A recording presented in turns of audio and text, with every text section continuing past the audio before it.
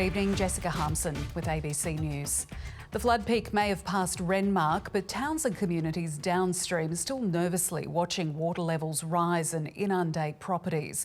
An emergency evacuation warning has been issued for a section of Mannum, while the town of Morgan is on high alert. River water bursting through a damaged stormwater drain at the rowing club forced the late-night evacuation of some Mannum residents. Jane Kelly fled to Strathalbyn.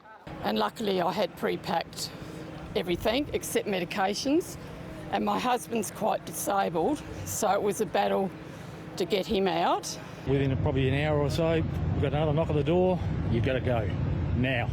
Authorities say the levee through the town is still structurally safe and doing its job. We have mobilised a commercial diver to undertake some reconnaissance of the pipe, which is underwater.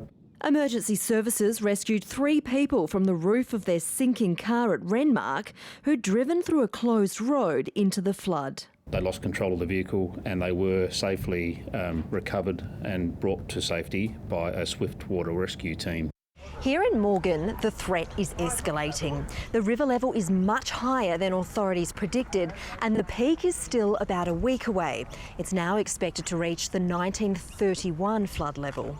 Terry Billett is furious with the changing predictions and checking on his house daily. The water's up to a level now where you can't take stuff out.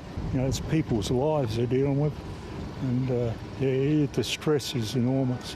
The home where he's lived since the 80s flooded on Christmas Day. Being a permanent residence, it's hard to take on me and my missus. It's a race against time to build a levee to protect the main freight highway between the state's east and west. Water seeped under the levee on the Goyder Highway overnight, and it's down to 1 lane. We may be deploying some defence cell barriers to shore up part of that area of the road. Visitors are certainly helping keep Morgan afloat, with the local crafts and produce shop needing extra supplies. Well, you can't even get a car park out the front at the moment, so there's been people everywhere. One of many river communities with a lot in store for those who visit. Claire Campbell, ABC News, the Riverland.